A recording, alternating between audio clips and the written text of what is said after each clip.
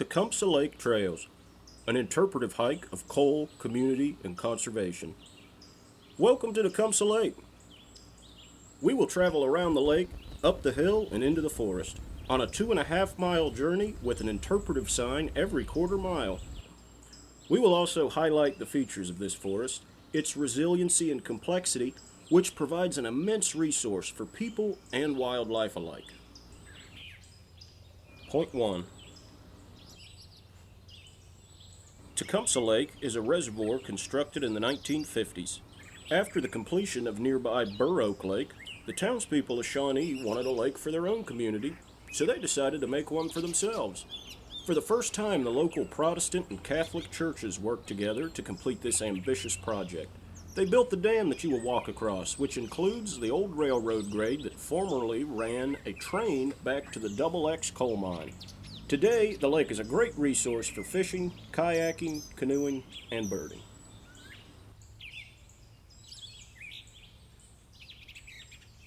Point 2.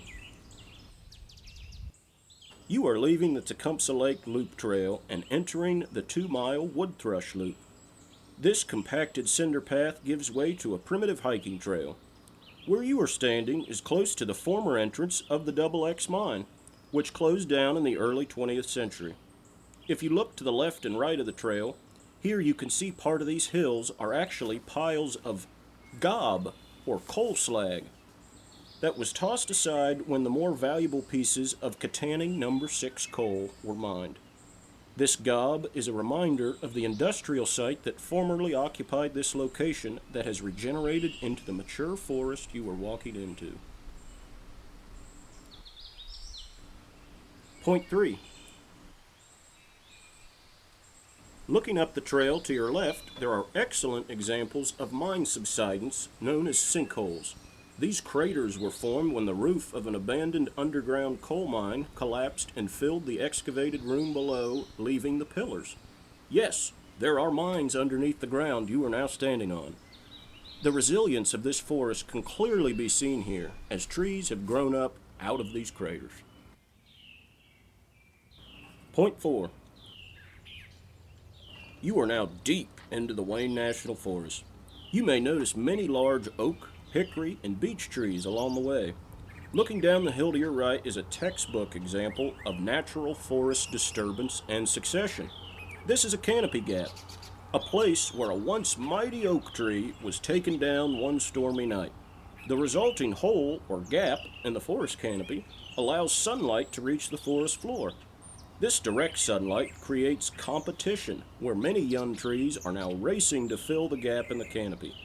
This thicket of young trees creates quality habitat for small mammals and nesting songbirds.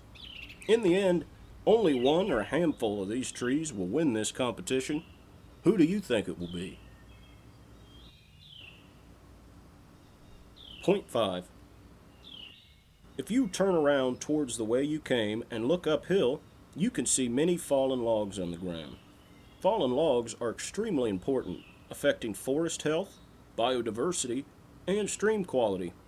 Creatures like insects, spiders, and salamanders love the cool, moist climate underneath of rotting logs, while the logs themselves act like sponges during rainstorms, absorbing flowing water and preventing flash flooding. Look under a rotting log and see what you can find. Point 6. You are crossing over an intermittent stream, or a small stream that does not flow year-round. These small streams are the headwaters of larger streams and rivers. This water will eventually end up flowing into the Gulf of Mexico. When water is flowing during seasonal rainy periods, these little creeks are hot spots for biodiversity, teeming with life. Look for crayfish, aquatic insects, two-line salamanders, and larger dusky salamanders under the rocks.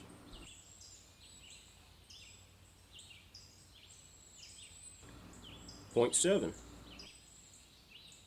Ahead and to the left of the trail, we see another canopy gap.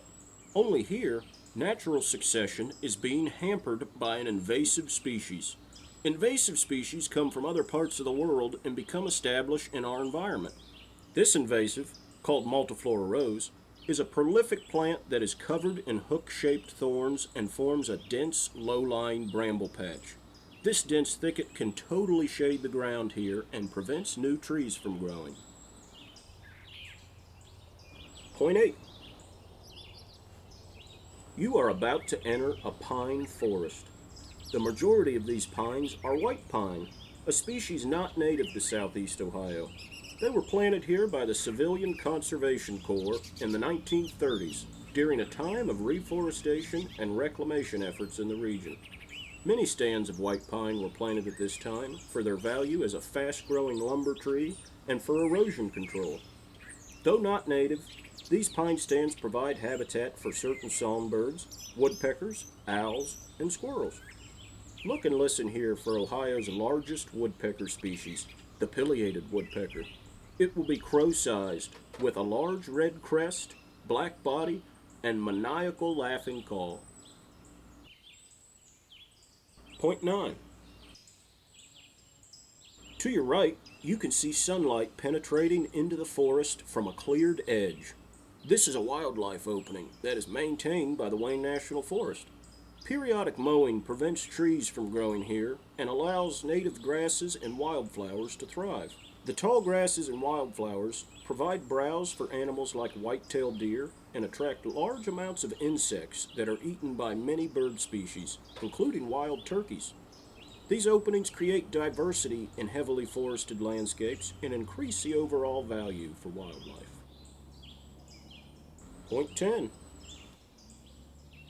As you come down the hill and approach Tecumseh Lake, notice how the forest has changed from farther up. The oaks and hickories that dominate the ridgetops have given way to species that like it a little lower on the slope. You may have also noticed that this is an area with more sinkholes. The tree species that can be found here include wild black cherry, American elm, slippery elm, black maple, and black walnut. As you continue down the hill, you will soon come to Tecumseh Lake. Hang a right and backtrack a short distance along the lake to continue your guided hike.